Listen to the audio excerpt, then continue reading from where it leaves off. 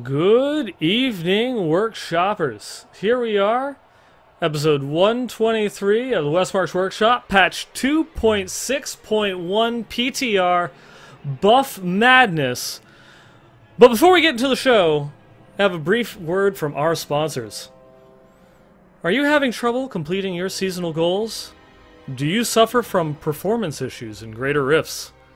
Are your party members leaving less than satisfied? Well then, we've got the answer for you. Greater Rift Enhancement. Our patented, all-natural Greater Rift Enhancement will have you grinding rifts with the best of them. Add 5 levels to your pushes, guaranteed, and have a fun night for everyone. If you suffer a rift lasting longer than 4 hours, please seek technical attention. And with that, we are into, again, episode 123, PTR Buff Madness. And unfortunately, as you can see, as I click away over to the overlay, we're down 1 tonight, guys. I couldn't get a hold of Leviathan. I think he might be sleeping through his alarm, as has happened in the past. I'm sure we will hear from him later. But it looks like it's going to be a solo Neinball show again here tonight. And my oh my, do we have some stuff to talk about? As the show title would go through and suggest, I think we called it on last episode. I will never stop doing that, last week's episode. Where, you know, it's pretty much, I fully expected, here we are, a month into the season, and we've got our PTR for the next patch, so they're going to go through and test. And we've got loads and loads of changes. It also is, again, kind of what we expected. It's not anything too overly big. That's why it's patch 2.6.1 as opposed to patch 2.7. But my oh my, are there ever the number of changes that are going through and coming in this patch. I guess first, before we go through and actually get started into the news items, we'll go ahead and do a brief weeks in gaming, and well, unfortunately, mine is not all that interesting. It's very brief. I've been having some really bad internet issues since the last episode. It's actually gotten worse. We've actually had internet completely disconnect a couple of times, and it's something that we're working on resolving. And unfortunately, oh man, having to dealing with the customer service of a certain well-known and extremely not monopoly cable service is less than stellar in trying to go through and get these issues fixed. So, well, I haven't been able to play much Diablo. It actually has gotten to the point where I can't even play Heroes of the Storm. I spend half of my matches lagged out, and the AI going through and picking talents for me, and just I don't.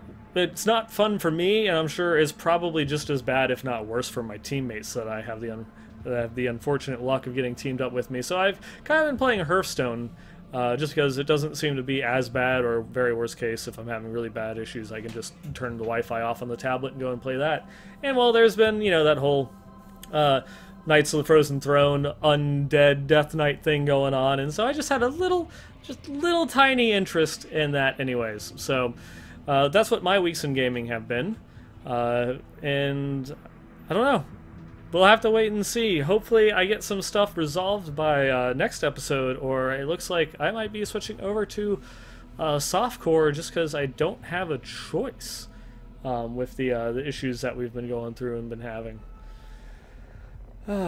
And I guess as kind of a follow-up from our last episode, we had talked about the 20th anniversary retrospective about the Diablo franchise that IGN had posted, where neither of us had actually read it, and we just kind of like glossed over it, and we promised that we'd go through and talk about it here tonight. Well, I guess it's just going to be my thoughts on it, and I'm sure Steven will probably want to go through and mention some stuff once he gets back on the show. But it really was just like kind of like a look back, talking about the very early beginnings. About like it was 1993 when the Schaefer brothers and David Brevik had come up with this idea for a kind of like a turn-based RPG game. But they gotten really shot down. All the major publishers, none of them wanted to touch a PC RPG and so they, in order to go through and pay the bills, they had to start working on some console titles, and they worked on doing a port of, or not a port, but a like a DC fighting game, kind of a la Street Fighter, and they were doing, I believe it was the Sega Genesis version, and then Blizzard was doing the Super Nintendo version. They had no idea that the other team was working on it. That's how the kind of like the connection started, and how they eventually went and pitched the game to Blizzard, and you know, they went through and turned from turn-based and actual strategy, and you got to go and hear from like a bunch of people like Rob Foote, Julian Love, Joe Shelley, how they all went and like kind of like cited as Diablo as one of the main reasons why they came to work for Blizzard. It's like, this game is why I have to work there. And so you have this team that went through and helped make Diablo 3, that the only reason that they're here and working on this is because they had such a great passion for Diablo and Diablo 2, and that was just a huge like motivator in actually going through and picking their careers. Julian Love was working at Sierra and, you know, quit to go and work for Blizzard, and Rob Foote wasn't even working in the video games industry and was just like, this is what I'm doing. I have to do this now. It was a really interesting look back on the history of Diablo, and a lot of it's stuff that we might have read from previous, just kind of like retrospectives, or some stories that we heard, you know, from like the 20th anniversary of Blizzard from a few years back, where they talked about a little bit of they went through every franchise and kind of like what it meant or what it took working up to that point for Blizzard as a whole. Some of those stories we had heard about Diablo there. And just some other stuff, you know, like with Riker's interview with David. But it's just nice seeing it all consolidated there. Yeah, I guess that pretty much covers everything that's not going to be related to the patch 2.6.1 PTR that just hit yesterday. I myself haven't had a chance to go through and try it out. Been working. I was at work when it launched, and then got home.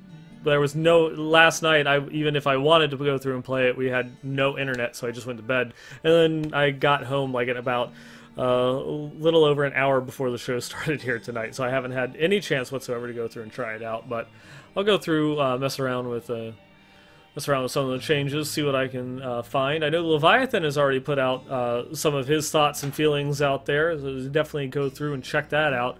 He's done a lot of testing, and stuff's crazy. Oh my god. You know, we were talking about this with just how far out the Necromancer is, you know, performing compared to a lot of the other classes. And so this isn't by any means a surprise, but I guess it's just expecting it, then finally seeing the numbers of how much they're buffing some of these sets.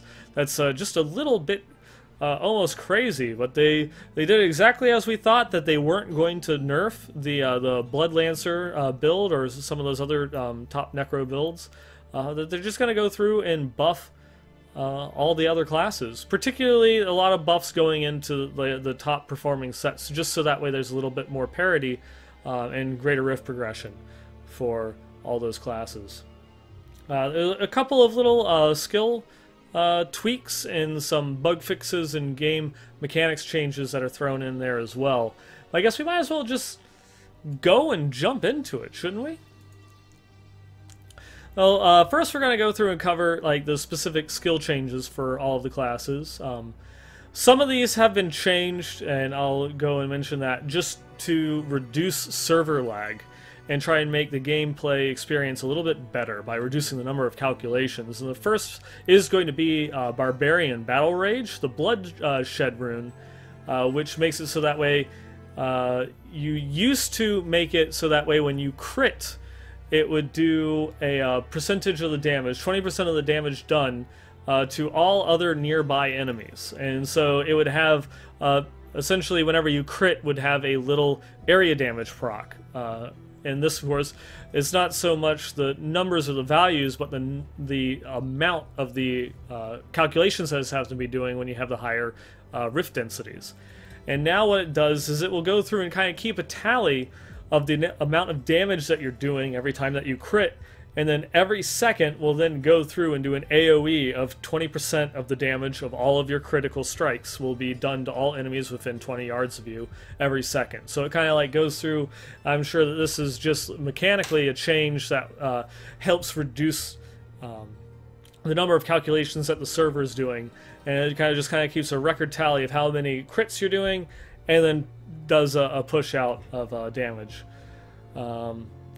And it does note that bloodshed causes performance issues when encountering high enemy density, particularly when combined with Whirlwind Pain Enhancer and the Toxin Gem, just because it has so much going on. At any given point in time, it's having to go through, keep track, and go, not keep track, but every time any one of those like abilities crit, it would then have to do a little AoE pulse. Now it's just, it tallies the crit damage and does 1 pulse a second, instead of having dozens, if not probably maybe even hundreds of procs per second in high rift densities. So this should definitely help with performance issues. Next, Crusader, Blessed Hammer, Limitless. This skill has been redesigned. Increases the damage of Blessed Hammer to 640% weapon damage as holy, and increases its area of effect by 20 yards. Limitless was one of those ones that every time that you, like the first enemy that you hit with a hammer would then split and create a new hammer. And this was one of the things that was causing issues for the Crusader. It just would have so many hammers going out, causing so many calculations that it was just creating server lag. Because the Seeker of Light, or the Hammered in Crusader, is actually a very powerful build, but it doesn't get used in pushing greater rifts. It was kind of like not the Guardian killer, but just like the mob killer for going through and getting the point that you can actually spawn the Rift Guardian. But it created tons and tons of issues in a multiplayer scenario. Solo wasn't too bad, but in multiplayer it was just too much. And because you'd have so many hammers flying around. Now it's really funny to actually have it go through and say like that they're gonna make it so that way it just does AoE. It has like an area damage proc when it goes through and hits, as opposed to splitting off so many hammers. Especially with high density, you just have so many hammers going out. And this is something I've talked with Lala a couple of times, that it actually would create so many hammers, it would cancel out all audio in the game, where it used up all of the audio channels just on the sound effects for the hammers, and you couldn't hear anything else. It was ridiculous about just like the issues that could go and cause. Necromancer skills, we've got change to command skeletons. Now, when you activate command skeletons, it will break crowd control effects on your minions. Skeletal warriors will no longer die after taking too many hits. And the design philosophy that they noted with that one is, when we were first designing command skeletons, we wanted to capture the feeling of being an undead commander by having the skeletons regularly spawn around the necromancer and charge into battle during combat. Created a cool visual, but as the class evolved through set bonuses and legendary powers, it became clear that this visual began to hinder gameplay for some builds. Skeletal warriors now have the same defenses as all other pets in the game, so they no longer just die after 24 hits, which cause them to have to massively respawn from something like ground area effects, poison and such would go through and trigger those hits far too quickly. Now they just have health and defense like any other like Witch Doctor pet or any other companion. Devour, Voracious, the resource cost reduction stacks granted from this rune will now stack and are no longer overridden for multiple casts. The Voracious, what it did is that every stack or every corpse you consumed would give you, I believe it was a 2% resource cost reduction, but it would always overlap with one another. So that way if you consumed 10 corpses, you get 20% resource cost reduction, and then if you consumed 3 corpses afterwards, you would then be replaced with just a 6% resource cost reduction. It now just stacks, and so you can build up those stacks. I'm sure there'll be an upper limit or a cap on that, but just so that way it feels a lot better and you're not being punished from only consuming a couple corpses when you need the essence. Simulacrum has now added a glow to the skill icon to indicate while the simulacrum is active. That way you have a duration timer on it, which is very nice. Skeletal Mage. The skill will now display the duration of the oldest mage raised as a buff in addition to the total number of mages active, so you have a little bit of a better idea of how long your mages are going to last. So you're not maybe overriding, if you say you're using Singularity, you're not overriding big skeletal mages, and just have a better... The more information you have, the more control you have over the skill. And this one is, again, the design philosophy they said is this change is to largely provide transparency to the players on the duration of, it says, of their mage armor. I'm sure they just mean mages. This will be especially useful to players using the Bones of Rathma set. It's our goal that players will no longer feel compelled to refresh their skeletal mage counter when they're already at max. Bone Armor, essence cost removed, and can now be cast while moving. Awesome, awesome change. There are some generator-less builds that I've seen that maybe not so much for like the Inarius set, but use Bone Armor, and they kind of are forced to use something else, such as Reaper's Wraps or something, to regain essence. Because even though Bone Armor only costs 10 essence, it's not a lot, you can still cap yourself if you have no way of regenerating essence, since it doesn't passively regenerate. And then Army of the Dead, a Frozen Army. The pulsing damage from this rune has now been spread out more. In the design philosophy, this was to ensure that enemies within the range are evenly hit and to better align with the visual. This will result in more targets being hit more consistently for the stated amount of weapon damage. And so just they're going through and normalizing it so that way if you go through and you cast it on some enemies that are spread out, it will actually damage everything, as opposed to just like, why, if that enemy was like on the area of effect, why didn't it get hit? You know, just to add a little bit more consistency. And then finally, the Necromancer passive, Fueled by Death, will finally increase your movement bonus above the 25% movement cap. The change that we've all been waiting for. Just to kind of help out with the Necromancer because he feels a little bit slow. We're next moving on to Witch Doctor skills. We have Soul Harvest. Adding a stack or refreshing Soul Harvest now refreshes all stacks of Soul Harvest, which I'm sure that there will be very many Witch Doctors out there that will be screaming with joy. Because before, even though the Soul Harvest stacked, it wouldn't refresh older stacks. So if I casted it, gained 5 stacks, and then casted it again and gained 5 more stacks, I'd have 10, but those first 5 stacks would drop off before the other ones did. And so I could be running around and all of a sudden, oh look, I'm down to 5 from 10. Now you just have to go through and clip one enemy every cooldown in order to make sure that you're just maintaining max stacks. That's a really big quality of life change, which with what I've played of the Witch Doctor has been really, really awesome. Let's see. Alright, that pretty much goes through. They have some bug fixes, just,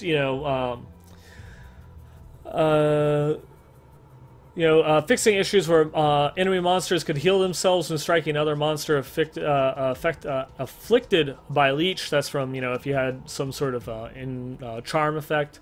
Army of the Dead was sometimes prevented from triggering when a player is immediately afflicted by monster's crowd control after casting it. That's something that I've had happen, even though Army of the Dead wasn't something that I used very much longer than after completing my Greater Rift 20 in order to get my 6P Rathma set bonus. But that is something that I have seen. Fixed a bug which caused skeletal mages to continue to spawn up in the air, to sometimes spawn up in the air. Haven't come across that one.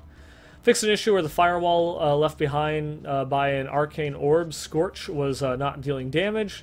Fixed an issue which caused skeletal mages to lose their target when players use command skeletons to attack the same target. That's something that a lot of people have mentioned that have played Rathma builds, that all of a sudden all of your skeletal mages will just sit there and not do anything. Fixed an issue which caused connection issues when players used a channeling skill while attempting to force move at the same time. And then next we've got, we're moving on to probably the far more interesting section, the item section, which is going to have all of the rebalances for the classes to help them catch up with the Necromancer. And, this is just like a lot of them. I don't know if I'll get into every single nitty-gritty one. I mean, the patch notes are out there. Everyone can just kind of like go through and read these.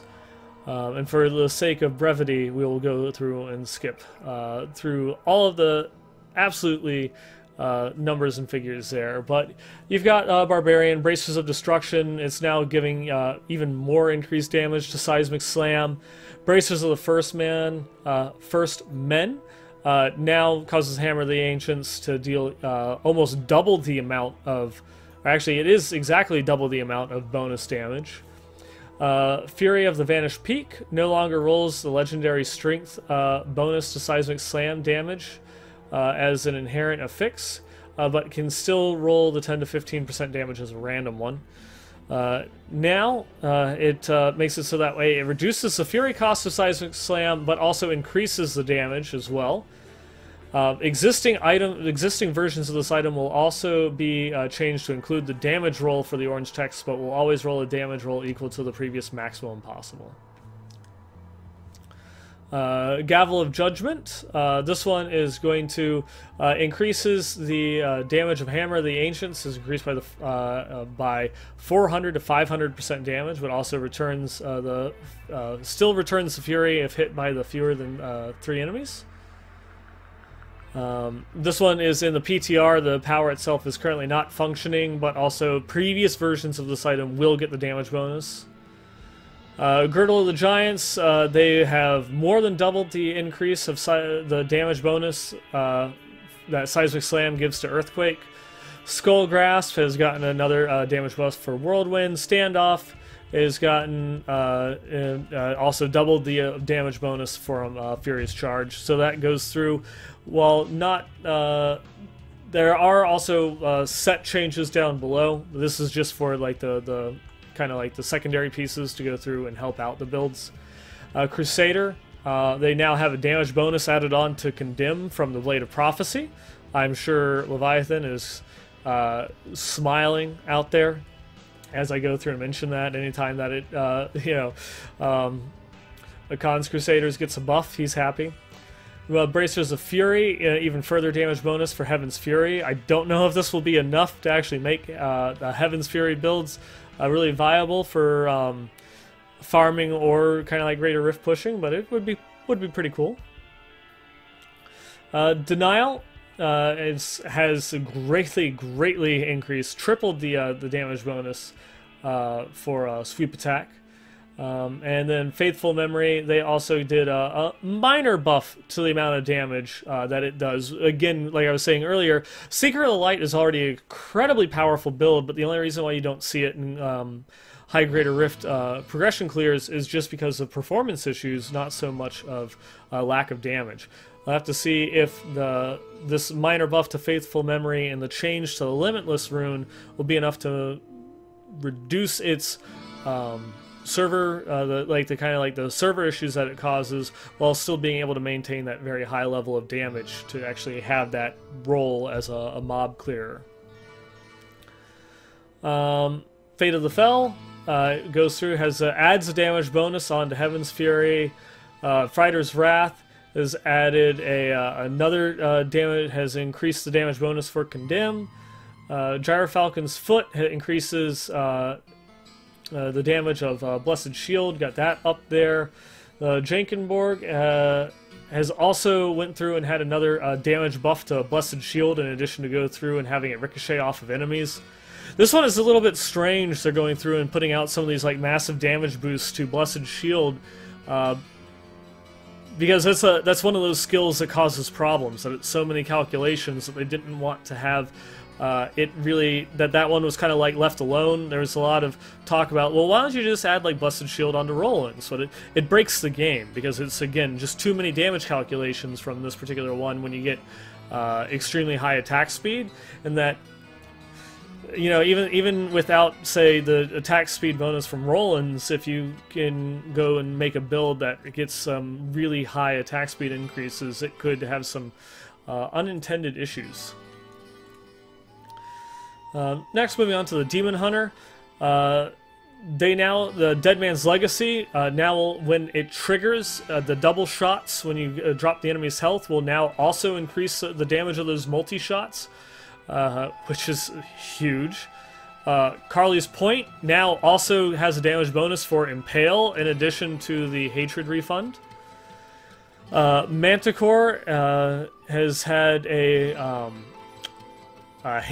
the Hatred cost reduction for Cluster Arrow has been increased, and the damage bonus for it has also been increased for the Cluster Arrow. Yang's Recurve now also has a damage bonus for multi-shot in addition to the attack speed and the resource cost reduction.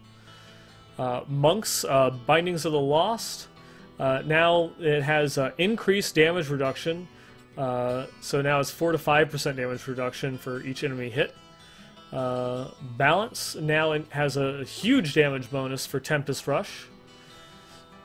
The Fists of Az-Tarask now has an even bigger damage bonus for Exploding Palm. Incense Torch of the Grand Temple has an increased resource cost reduction as well as increased damage. Scarbringer has increased, like, super buffed, almost double damage for the Scarbringer's damage bonus for Lashing Tail Kick. Necromancer, the Blood Song Mail has been slightly changed, so that way it doesn't gain all runes. Your command skeletons doesn't gain all runes. It's everything but kill command, so that way your skeletons don't kill themselves. Blood-Tide Blade now has had its damage bonus for Death Nova tripled, as well as increasing the damage, the area of effect that it can get the damage bonus has been increased as well. So that way you have even more, the damage increase itself has been increased, and then also its capability of having more of those stacks has been increased since its area of effect has gotten bigger.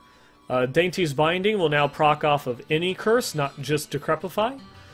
Defiler's Cusses has had a huge buff to its damage bonus to Bone Spirit. Fate's Vow, Army of the Dead, in addition to gaining the Unconventional Warfare, now has had an damage boost. I don't think that's going to be enough in order to get it into Rathma's builds, but we'll have to wait to see. Golem Skin Breaches now has reduced the cooldown of Command Golem in addition to its previous bonuses. Lecher's Disdain now has had a huge damage buff as well, so maybe kind of like a generator build, Naria's generator build got a little bit of a boost there with that huge bonus to Grim Scythe. Lost Time has had its movement speed bonus increased greatly. Maltaurus' Petrified Spike has had a huge damage boost to Bone Spear, in addition to some other changes we'll get into later for the Pestilence set. Might make that a little bit better for doing like Torment 13 runs or maybe higher. Mask of Scarlet Death, when paired with Revive Purgatory, the Mega Revive monster will drop the same number of courses that were used to create it on Death, just so that way you're not losing any corpses when using that particular skill. And then the item will now attempt to give preference to the strongest monster become the Mega Revive when selecting a groups of corpses. So that way if you have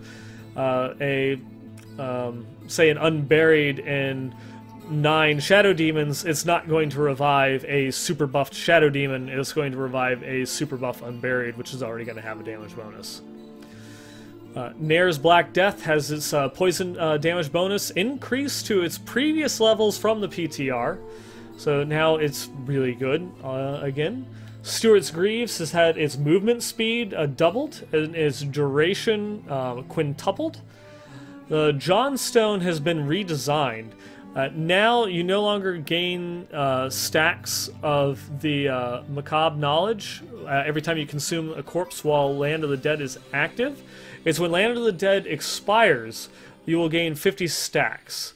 And that will increase the damage of your Corpse Lances and Corpse Explosions. And it has removed the triggering effect of while outside of Land of the Dead. So now you use Land of the Dead, the ability expires, you get 50 stacks, so your next 50 corpse skills you use will get that 150 to 200% damage bonus. But now with like the insane cooldown reduction that a lot of builds are using for having very high uptime on Land of the Dead, you could actually be in Land of the Dead and have those stacks of the Macabre Knowledge. Because it's capped at 50, you will probably run out before Land of the Dead finishes.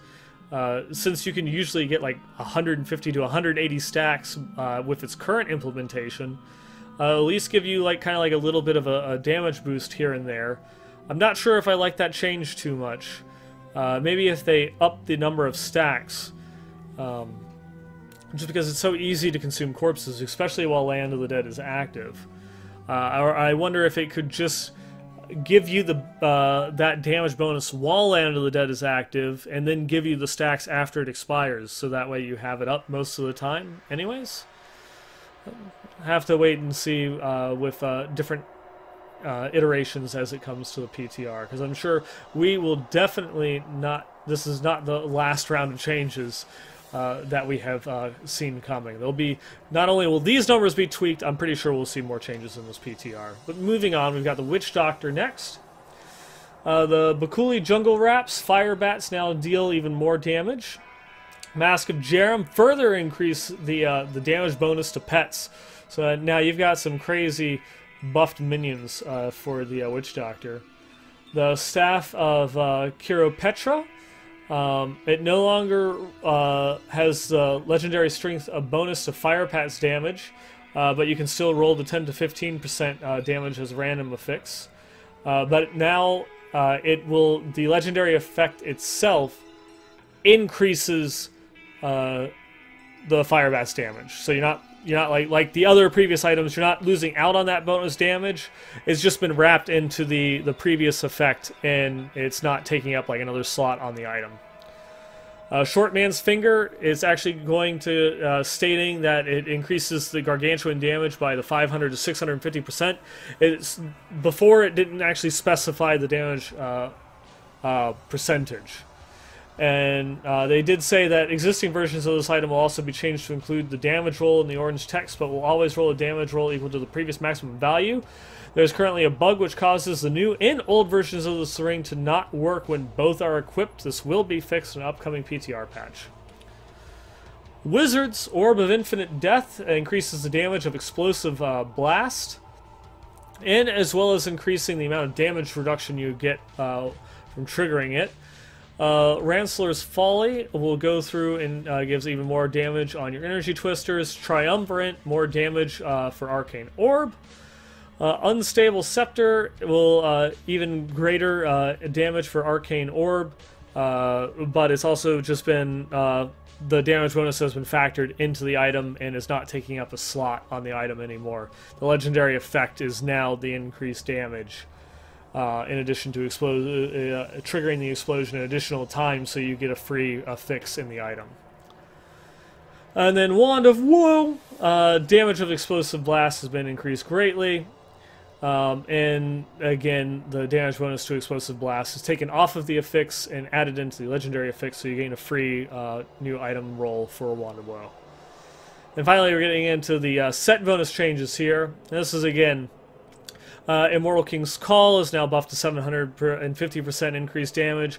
Might of Earth, all of your damage of the Might of Earth sets has been increased from 1200 to 3000% weapon damage. Legacy of Raycor, 4-piece Furious Charge is 500% increased damage. And then also the next, the 6-piece set bonus increases your next Fury Spinning attack by 1500% weapon damage. Wrath of the Waste, Whirlwind damage is increased by 1700%. Armor of Akan, your base damage bonus is now increased to 900% and 20% damage reduction. Thorns of the Invoker, your Thorns damage increase instead of from 35 to 115%. And then the 6-piece set bonus to your attack speed is increased, and as well as dealing 1600% bonus damage from Thorns. We have the Marauder set for Demon Hunters. You have 2,100% increased damage for each active sentry. Natalia's 750% increased damage from Rain of Vengeance. Everyone forgets about Natalia's. Unhallowed Essence, your damage per point of discipline has gone from 40 to 70%. That increase, as well as the damage bonus that you are getting from Dead Man's Legacy and Yang's recurve now also giving that bonus damage to multi-shot, all stacking multiplicatively with one another, is going to be freaking crazy. Yeah, I mean, goodbye grenades. Say hello to our multi-shot overlords as the top pick again. Ah, man. Going on, Monkey King's Garb. Lashing Tail Kick, Tempest Rush, and Wave of Life have their damage increased by 600% for each sack of Sweeping Wind that you have, so that's been redesigned. Uliana's 4-piece set bonus. Your 7-sided strike now deals 777% weapon damage for each enemy hit, so it's had that damage increased. And the 6-piece set bonus is Exploding Palm. Increases the damage of your Exploding Palm by 1,800%, and your 7-sided strike detonates your Exploding Palm. So that is a huge damage bonus there. Necromancer, not too much. Pestilence Master Shroud. They have now added to the 6-piece set bonus. Your Corpse Lance and Corpse Explosion damage is now increased by 1,500%. So that makes it so that way the corpse set now has increased damage bonus from corpses. Still doesn't compete with Trangles or Inarius in terms of the overall damage bonus that you can get to Corpse Lance, but with some of the other items going through and giving an even greater bonus to Bone Spear, might still make that a little bit more viable. And probably, like we've seen with Travis Day's comments on the Pestilence set, this is more intended to be a speed farming build, not a Greater Rift pushing build. So this will make it a lot better at clearing Torment 13. Heck, even just like that increased damage from the Corpse Lance build is going to be great just for running through everything and watching, you know, all the peoples fall down. Trangle's Avatar now no longer doubles the health cost of your blood spells, which will be a nice pseudo survivability increase there. Witch Doctors, they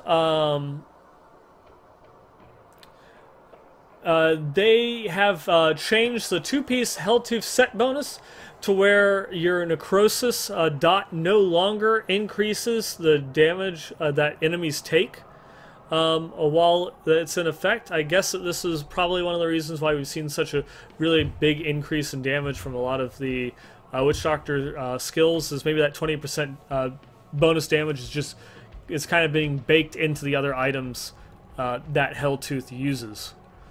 I don't know if that's just for if that helps with the damage calculations at all, or what the actual intent on that one is.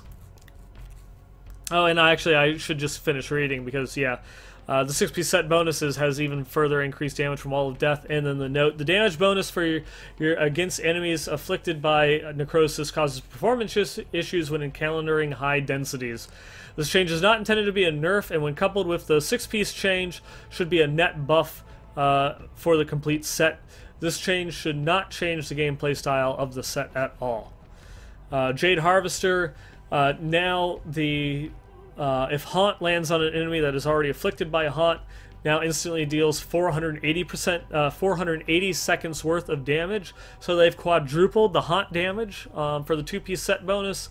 And then the 6-piece set bonus is that the Soul Harvest now consumes 1,200 seconds worth of damage, so they've also quadrupled the damage on that one. Which Jade Harvester damage wasn't terribly bad. It had more issues with survivability than anything else. So that would be interesting if they go through and do some changes there, which I'll talk about after I'm done with this, with some of my thoughts on where a lot of these changes are going, what we might still have to see on the PTR. Because finally we're going to go through and get down to Wizards Firebird's Finery. They've gotten...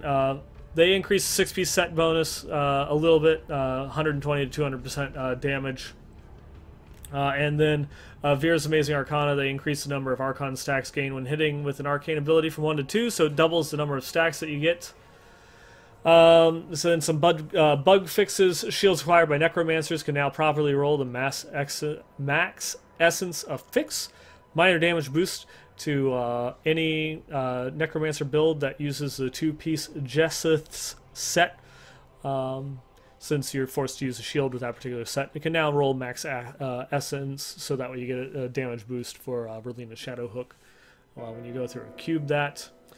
And then also some other little bug fixes that were making it so that way some skills weren't proccing set bonuses, or just some other little tiny inconsistencies with the way that the game was going through and working. Adventure mode, they are doing some balancing changes to rifts, so everyone that was having problems with the dead ends in Temple of the Firstborn, they were going through reducing that. Increase the amount of experience and rift progress that was gained, that's granted by the Hematic Disciples, which is one of the new mobs that was introduced in patch 2.6. They've reduced the fog effects in the Shrouded Moor tile sets and Rifts and Greater Rifts, so hopefully we won't have those just the eye-bleeding blood mists in the Shrouded Moors tile sets that just were terrible, or the completely like blued and white out tile sets that we would get sometimes where I just don't see Frozen. And then also now that they are removing the Thorns damage from the shield pylon to try and reduce the performance issues that people in higher level Greater Rifts were encountering, because they were going through and grouping up mobs to such high densities that the AoE procs from that reflex damage was just breaking the game, and you would cause you to kind of skip shield pylons depending upon, you know, just the map type that you had. And then also Dank Memes is back on the PTR selling legendary items, so that way people can get right in there testing sets and testing the items with these big changes. Now, if you're still here and awake after that big list of changes, now we talked a little bit about some of the design philosophy from the Necromancer, just because that's what I've been playing a lot lately, and so a bit more in there and dialed in on that particular class. But one thing that I find lacking from a lot of these sets is damage reduction. There's a couple little pieces here and there, but obviously all these damage bonuses are introduced with the intent of pushing your DPS so that way you can get to a higher Greater Rift. So that way Necromancers aren't just sitting out there, you know, 10, 15 Greater Rifts ahead of everybody else in the solo boards. So that way everyone else has a little bit more of a chance to go through, catch up, and compete at that same level. Reduce that gap between the classes, and not nerf the Necromancer, which it would be, you know, no one likes to get nerfed. Everyone likes buffs. So this is just a way of going through and doing the power creep, which they kind of have more or less stuck to the majority of Diablo 3. They want to more buff people than nerf people when they want to try and bring things in line.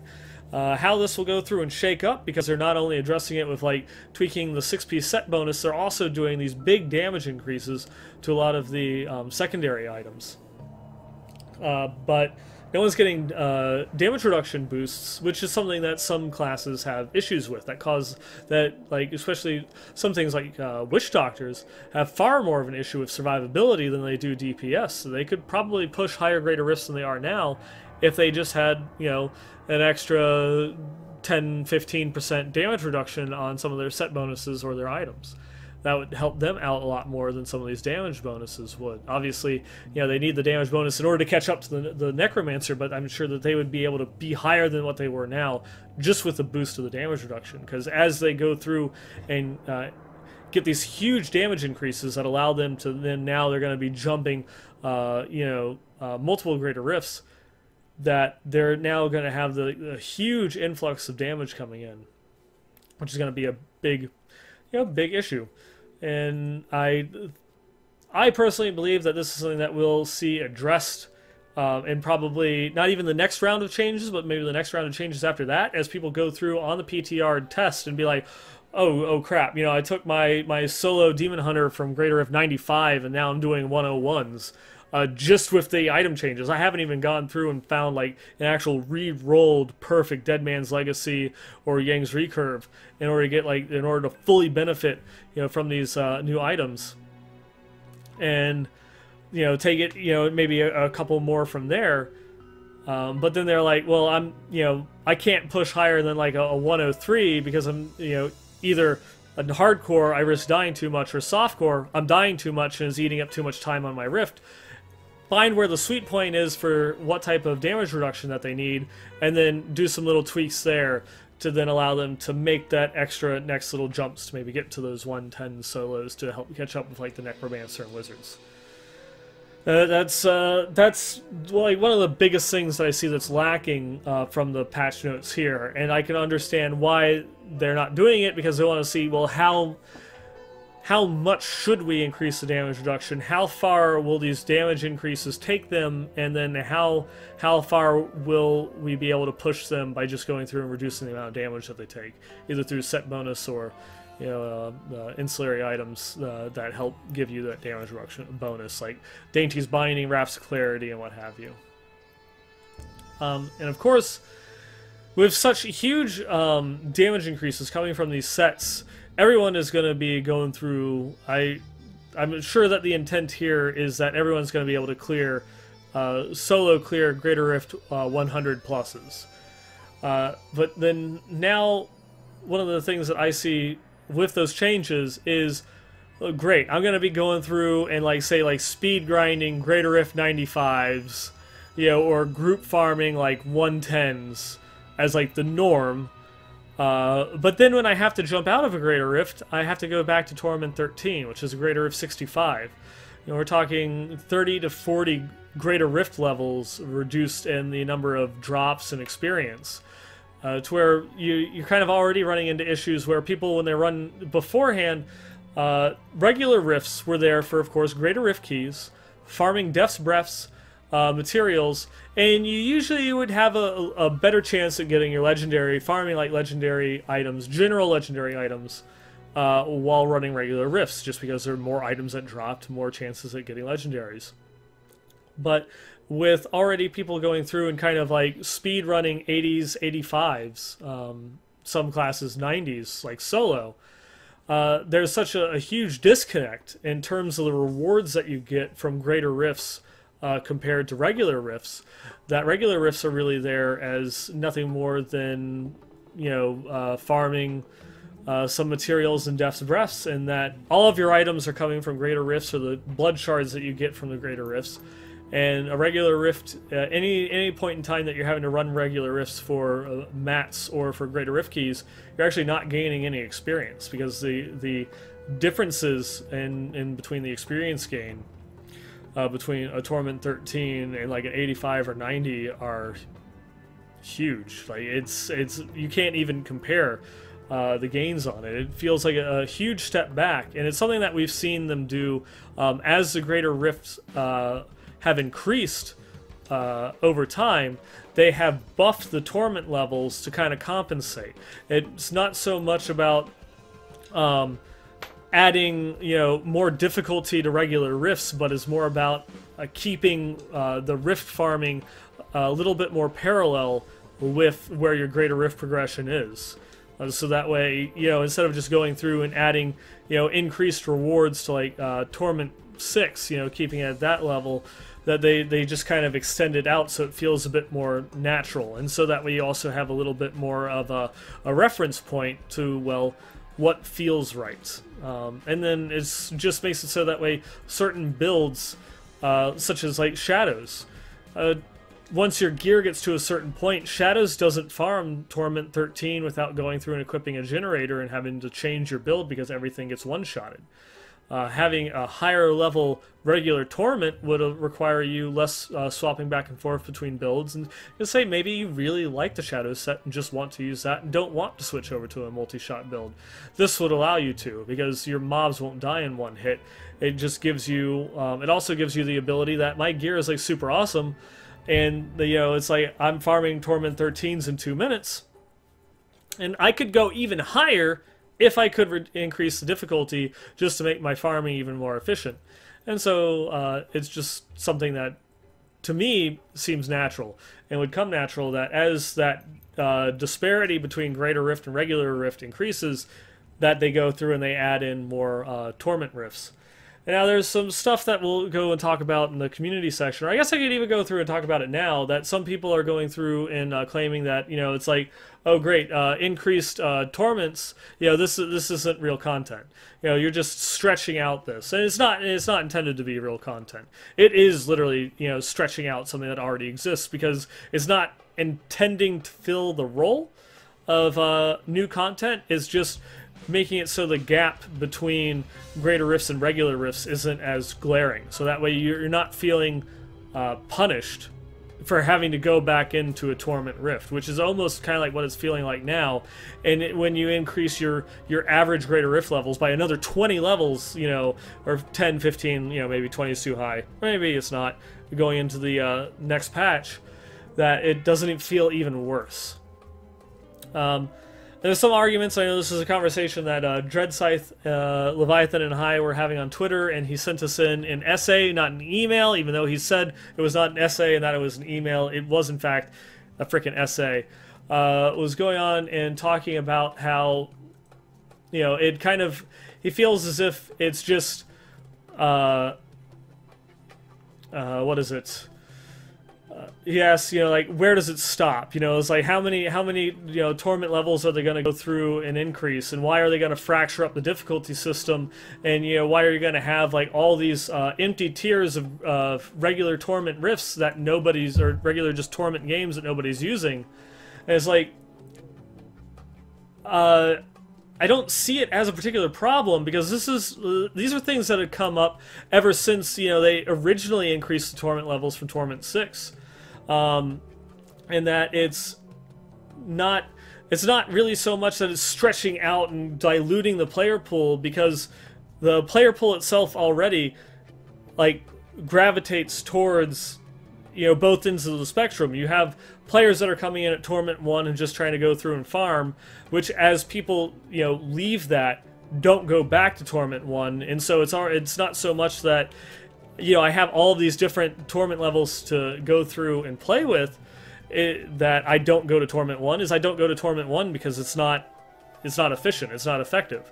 I'm going to go through and try and do the highest level torment that I possibly can, and for most people that is like kind of like Torments 10 through 13 is where you see the majority of people now, and as they increase like the torment levels, for the higher level farming, most of those people are also going to go through and increase with that. And so sure, you're going to have a lot of dead space in between like Torment 1, 2, and like Torment 16 or whatever, but the actual spread isn't going to really change that much than how it is now. That everyone that's in that 10 to 13 level is just going to move up, you know, to that like 14 to 16 level. And I even see people now are going through and saying public games will be useless. No more useless than they are now. It's like, you know, people can easily go through and, as the game sits right now, do like a Torment 15, you know, Torment 14 if they keep it at the 5 greater rift increases. You know, a lot of people just like solo are running like 85s, which is, if they keep it, would be Torment 16, would be a greater rift 80. You know, people would just immediately go through, hop into that, and start farming, you know, 3 or 4 minute rifts, or just doing bounties at those levels with split pushes, because they can. The power level's already there. You wouldn't be leaving people behind in Torment 13. They're only doing Torment 13 because they're forced to. It's not like you're adding in a difficulty above it that people then have to grind in order to get to. They're already there. They can't go higher because it's what it's capped at. And so it's one of those things, is I don't really so much see the point that it dilutes the pool, because the pool itself is deleted. There's not going to be like the same number of people that are hanging out in Torment 10, like Torment 10, 11, 13, when they go through and increase it, and you're just going to like stretch things out even further. People that are farming like those top like 3 or 4 greater torment levels now are just going to be, you know, farming those top, you know, 3 or 4 higher torment levels afterwards.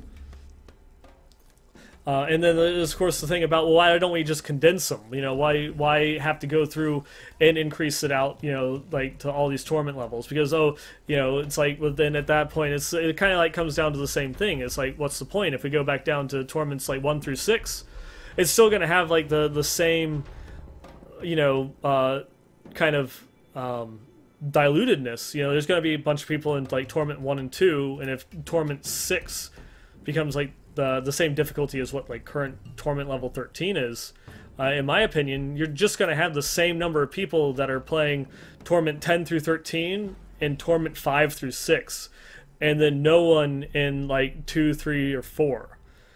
And you just end up with the same, kind of like ratio curve of the population playing between these Torment games. It's just there's fewer dead Torment levels, and it ends up still being the same thing, if you know what I mean. Like, it's gonna be, there'll always be a diluted player pool, and your players are always gonna be split between your games, so long as there are multiple difficulty levels. And I think we all can agree that having a single Torment level won't work. Because at that point, you're not going to have the ability to grow or maintain.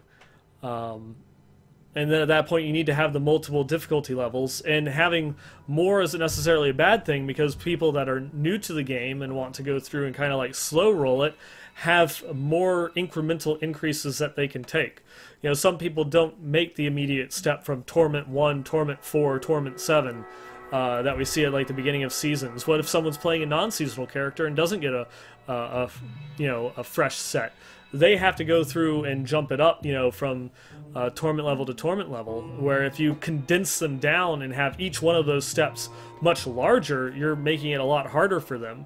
And then veteran players, there's no sense of accomplishment going from Torment 1 to Torment 6. It's pretty much just, you don't have any feeling of like, I've gotten there, until I'm speed farming, Torment 13 in 3 minutes. And so everything else between Torment 1 and Torment 13 to a veteran player that's pushing for the end of the season doesn't matter. And so however many greater rifts there are in between theirs doesn't matter. So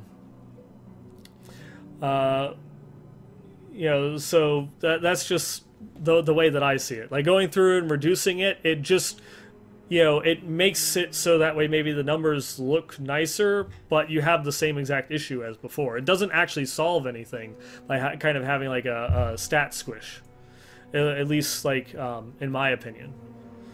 And because it's like the whole reason that they've ever increased the Torment levels is basically just to keep pace with greater rifts. And if they go through and over time and increase like those same like base like 6 Torment levels, to keep up with it, you're making each one of those steps harder and harder and harder. You're not going to feel any sense of accomplishment, in it, because, well, I just got to Torment 3, but I got all these other ones ahead of me that, I don't feel that I've really accomplished anything until I actually get to the top tier, is where the only like kind of like sense of completedness comes from.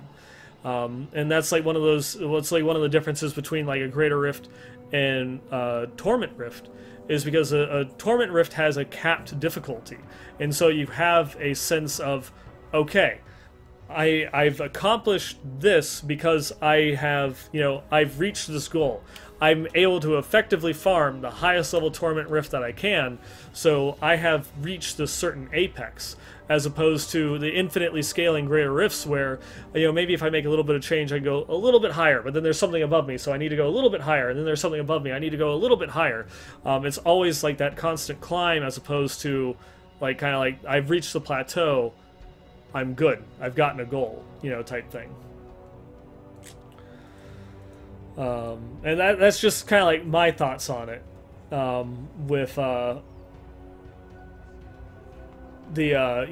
having like that there isn't, to me, that there isn't really an issue of having like a Torment 1 through 16 or a Torment 1 through 25, just the same as there is, there's not really a problem of having Greater Rift like 1 through 50 or 1 through 150. It's overall, I don't think that it's really going to change much of anything, besides make it so that way you don't feel as punished when you go to farm a regular Rift. But this one, I'm sure, has already been. I've already seen a couple topics, conversations start on Twitter and on Reddit, and that this is definitely one I'd like to hear from the viewers and listeners at home. What are your opinions on it? Do you think that Torment 16 is too much, that there needs to be some sort of Torment squish? Why? You know, because even if you go through and reduce down the torment levels, it's still going to have, you know, torment levels that are empty, you know, and it's not going to really increase your availability of grabbing public games any more so than it is now, as most people are going to go through and be farming the highest level torment that you can. It's not like there's going to just leave people behind.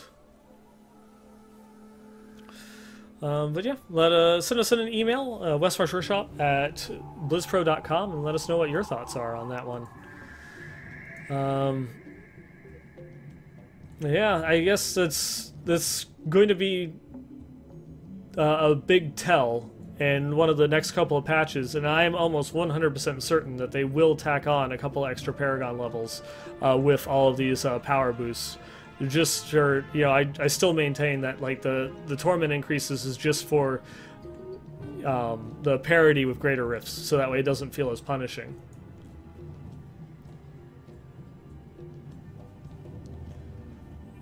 And I believe that kind of like covers it. Of course, there'd be a little bit more. This is something that I know Leviathan had some thoughts on, and his thoughts kind of centered in between like Dread Scythe and my own, where you could see like the merits on both sides, and he had different thoughts. But I guess we're just gonna have to wait until next time in order to go through and get those thoughts on it. Yeah, it kind of gives a basic general overview of all the changes that came through with the patch 2.6.1 PTR so far. Will be definitely more changes as we go through and come to it next week. I do want to go through and hit up a couple emails, especially just like this most recent one that we got in, you know, from Dread Scythe, just so that way you can kind of like see his full point that he wanted to go through and make. I'll go and read this one real quick here. Quick being a relative term. Over the last few days, especially with all the PTR buff hipness, this is going on core concepts of the game that have come back into the spotlight. What makes something difficult? What makes something challenging? Are they linked, and how? While this seems like a vague discussion, once understood and applied to other parts of the game, torment levels, challenge rifts, etc., you get a greater sense of what's going on with them. I have tried to form an explanation of what difficult means, or what it means to be challenging. After months of thought and reflection, I think I got a sensible definition. Difficulty is like asking the question, how long does this take? How efficient can I make this? Is there another 1% I can get out of my gear? And that question means you pretty much know what to expect. Yeah, you know your gear set. You know your gear set is to not hinder your progress, and you know the flaws, and you know how to counter most of it, if not all situations that you run into. Largely, difficulty revolves around everything but the game itself. Challenging, however, is asking plainly, how do I do this? That's right, that's where challenging content starts and ends. Difficulty is the long bird till content becomes easy. Challenging content is a sudden spike in difficulty of content that breaks you out of the norm in your playstyle and makes you think, how do I do this? And so like some of the things that he is, difficulty is what you experience most of the game. It's not limited to casual GR50s, but can be your casual 110s as well. It's just what you play most of your time, what you know and what you expect you can handle. Challenge is a sharp spike in difficulty that forces you to react differently than you otherwise would. You proc in hardcore, forcing you to fall back, going up in torment levels and needing to pass a champ pack because of certain affixes. It's often quick and fleeting. If we apply this to the earlier weekend question to CRs, Leviathan, and why people play them, CRs being challenge rifts, or if they're competitive enough, we get to what I think is a good base and an answer to both. One question is play once versus multiple times. I don't see much merit from a gameplay standpoint. The name Challenge Rift would imply that the Rift should have spikes and difficulties that make you think, how do I do this? However, the only time you ever ask that question is when you're learning what the build is, and that's before you step foot in the Rift. So technically it's not even challenging from that perspective because you're not learning on the go. After a few runs, you start to get it. The Rift doesn't change, which further takes away from the challenging aspect of it. Very quickly, you make your way to how efficient am I being? How can I shave off another 10 seconds? You're simply not asking, how do I do this long enough to hold your attention? And now that's one of those things where I greatly disagree. That I think that that pretty much could go through and be maintained that there is nothing challenging and everything is just difficult. Because the challenging thing with a challenge rift is a constant question of, how do I do this?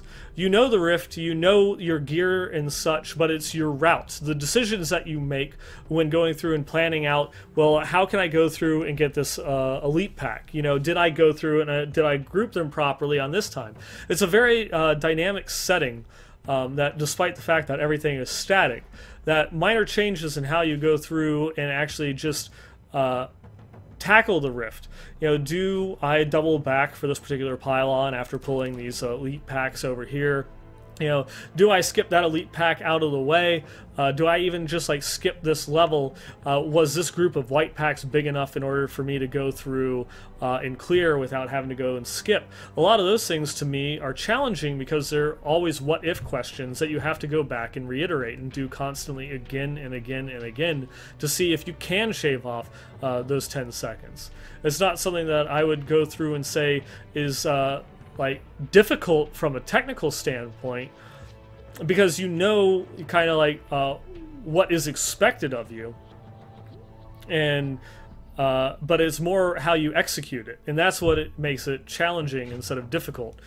From what I would think, and especially even that, it's that means that raids and MMOs aren't challenging, they're difficult because you know exactly what's expected of you, but it doesn't change, so therefore it would be difficult by your definition. But challenging is something in my opinion, isn't so much that it's not a constant question of how do I do this, but how can I execute it properly. Where it's challenging in the respect that I have to go through, and even if I know exactly every single step along the way that I have to do, it's how I execute that. Or what order that I go through and use my skills or apply certain buffs, where I have to go through and pull this elite pack to. There's certain situations and decisions that I make that in that respect, and that it comes down to the decision-making process of the things that I do that will make or break whatever goal it is that I'm setting out to accomplish, and my execution of them is what makes it challenging or not.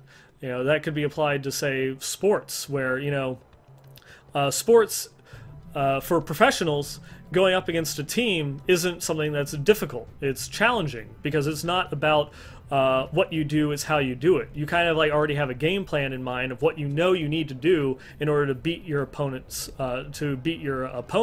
with, of course, a certain level of ad-lib that you have to go through and do in order to counter whatever strategy they come up. But it's your execution between your strategy and your opponent's strategy that's going to make or break who ends up winning. And that's what I feel is kind of the definition of challenging versus difficult. I don't really know if there's really so much within Diablo that you could terribly break it down in most of the game besides specifically challenge rifts, because it's one of the few things where it really comes down to core execution without RNG being a factor.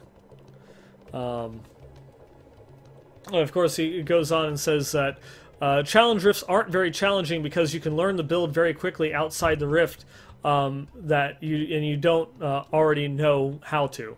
The whole premise of challenge rifts is built around difficulty, not challenging content, as there is no random out-of-the-norm events that happen that you can't prepare for. Very quickly you gain a grasp of what you need to do, and the goal of reducing your time is it. The CRs get easier and easier, but without any real challenge they get boring fast.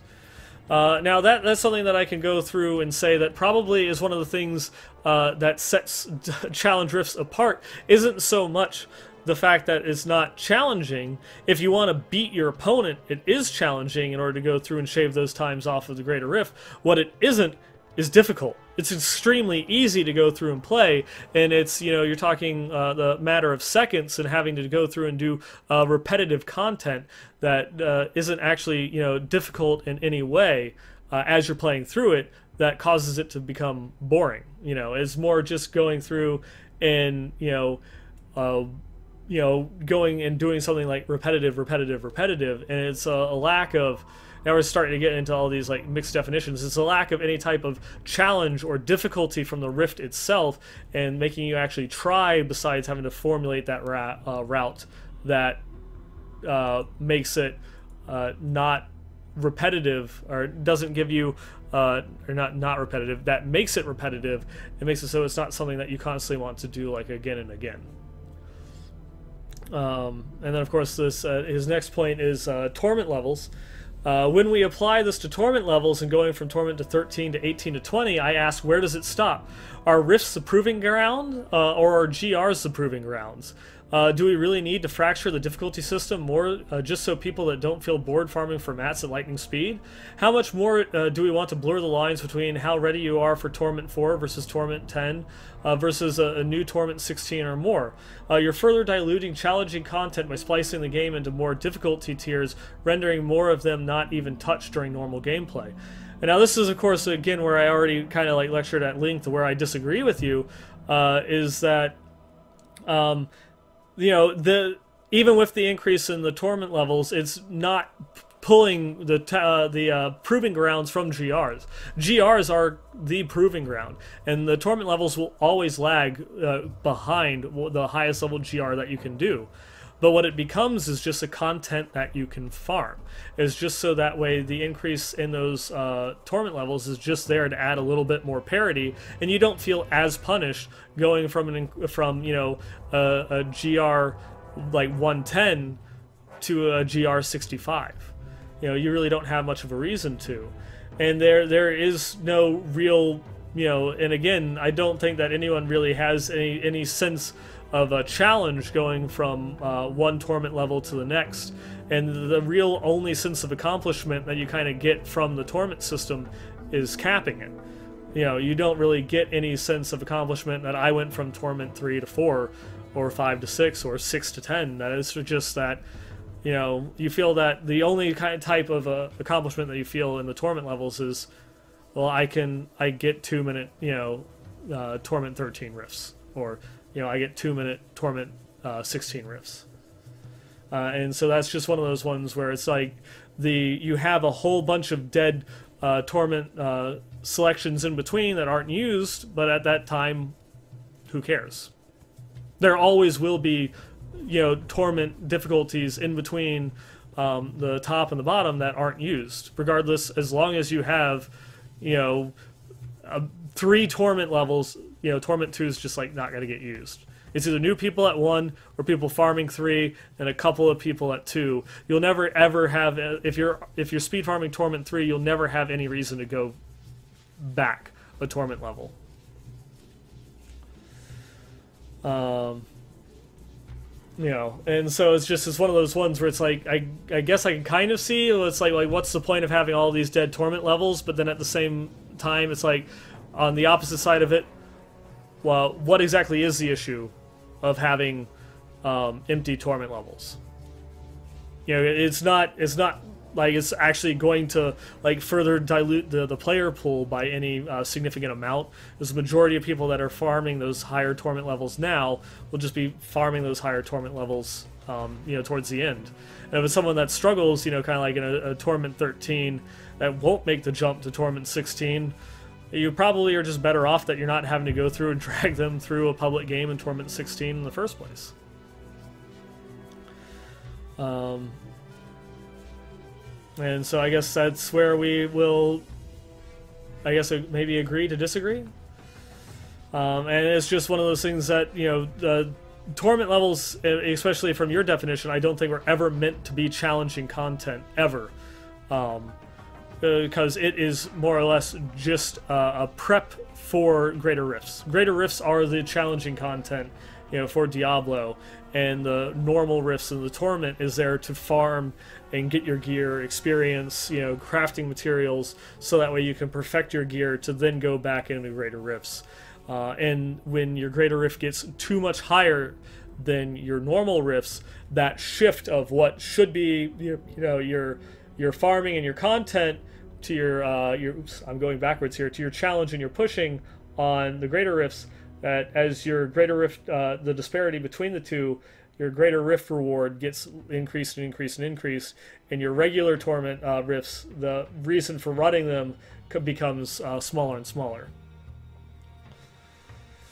And so that's that's kind of like my opinion on it. It's I guess I don't see like what the issue is of having the empty difficulty levels, nor do I see like from your perspective that torment rifts should be a challenge. They're not there to be a challenge. And I guess that kind of like wraps it up, and we do have some more community emails here to go through, but I'm gonna hold off on them until Leviathan goes through and gets back. But I will go and show off the items of the week that we went through and we got in, because we do have quite a few items that people have sent in to go and show off.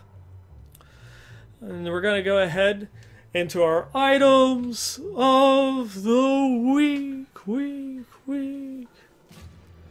Our first item here is a primal convention of elements sent in by a great friend of the show, Knight. This bad boy came with 7% attack speed, has been re-rolled for 50% critical hit damage, has 6% critical hit chance, secondary effect of 210 cold resist, and of course the legendary bonus of the 200% increased elemental damage, and the socket with a level 95 Bane of the Trap thrown in there. Very beautiful item. Next, this one is a Primal Justice Skull Scythe sent in by Lular. Hope I got that right. This bad boy clocks in at 3,220 DPS.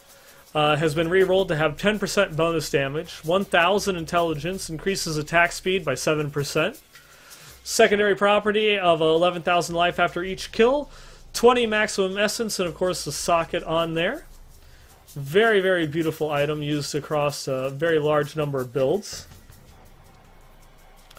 Next we have Gabe sent in this Primal Witching Hour that was re-rolled for 650 dexterity, 650 vitality, increases attack speed by 7%, critical hit damage by 50, 210% physical resistance, that's very nice, and 35% extra gold from monsters. Guff sent in this Primal Dainties Binding, and a thing of beauty it is. With 650 intellect, 650 vitality, 130 resistance to all elements, and 15% life. Has increased gold and health pickup range by 2 yards. Has re-rolled the secondary effects for the gold and health pickup range. And of course you gain the 50% damage reduction when an enemy is afflicted by Decrepify. Depending upon your gear level, I might have re-rolled the all resist into armor, just for a little bit more survivability. But I know it's one of those things that people will constantly go through and say that if you are an int class, you need to roll armor over all res, but there is a tipping point. Depending upon your Paragon level, how many augments you have, that there are actually points where the all res is better than the armor. But there eventually, at the end game, there eventually will be a point when, for an int class, armor is a lot better than the all resistance. So, it's not an immediate. It all depends upon your gear level.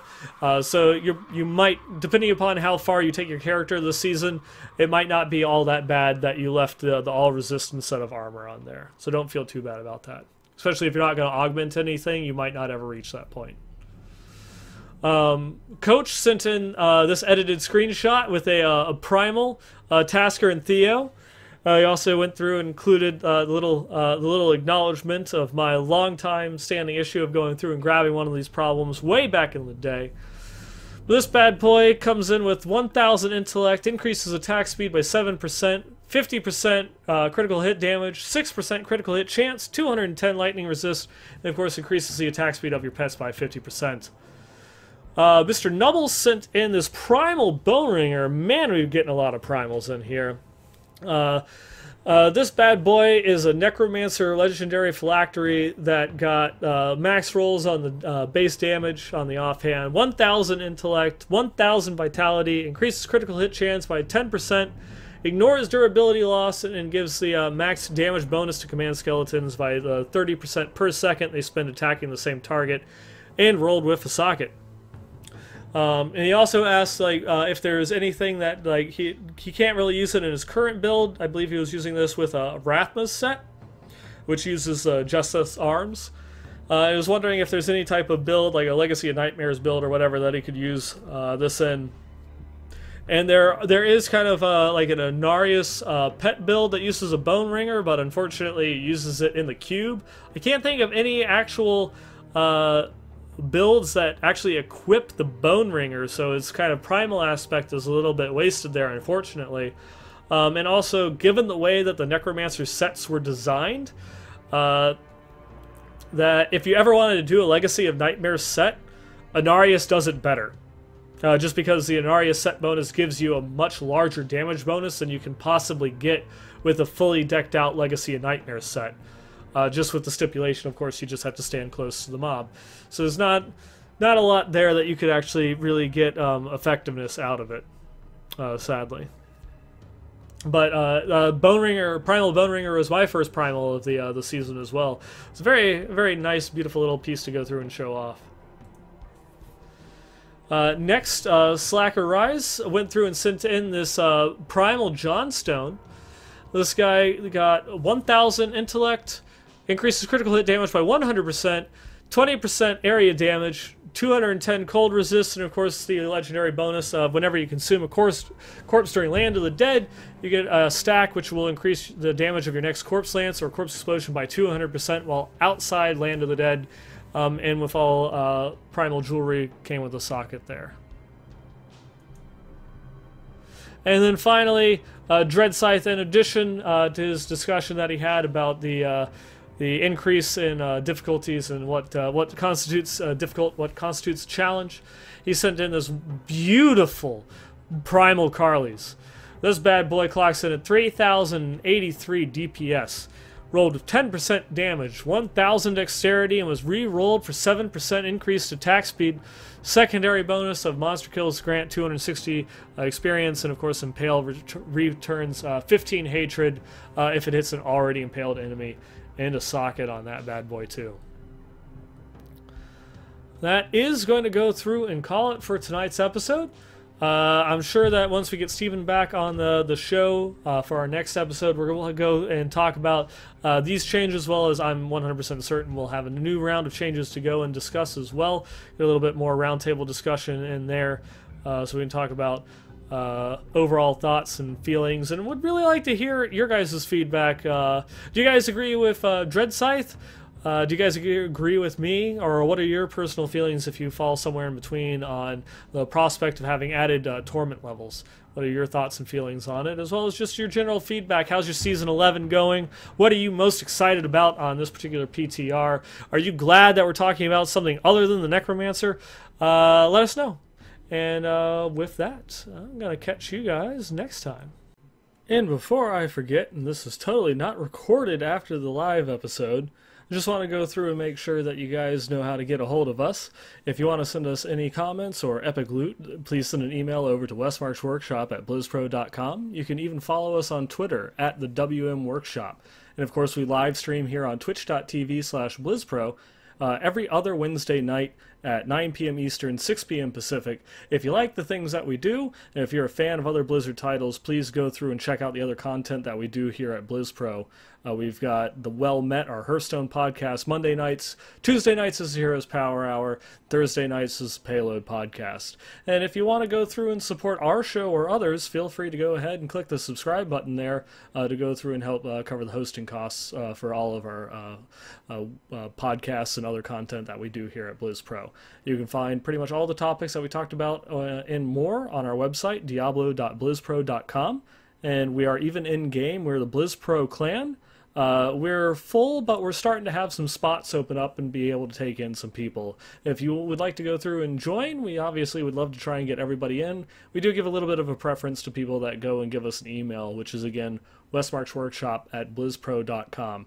And if you don't want to leave your current clan, you can always go through and join our community. You can just do a search for Westmarch Workshop, so that way you can go through, play and chat with us without having to go through and get in the clan. Finally, we also have a Discord server, discord.gg/BlizzPro, if you want to come out, hang out, chat, and talk. Past couple of weeks, I haven't been on as much, but normally I try to keep as much time as I can on there. It's usually a bit late at night, maybe midnight to 2 a.m. Eastern, but I usually try to just stay on, hang out, and chat with people as much as I can. And if you want to go through and follow us individually, I am at Neinball Gamer on Twitter, and you can follow me at twitch.tv/Neinball. As soon as I get my internet issues sorted out, can actually play games, I should hopefully be trying to get back to some semblance of a schedule. And Mr. not appearing in this episode, Leviathan, you can find him at Leviathan D3 on Twitter and twitch.tv/Leviathan111, because he does stream pretty consistently throughout the week. And with that, thank you for listening.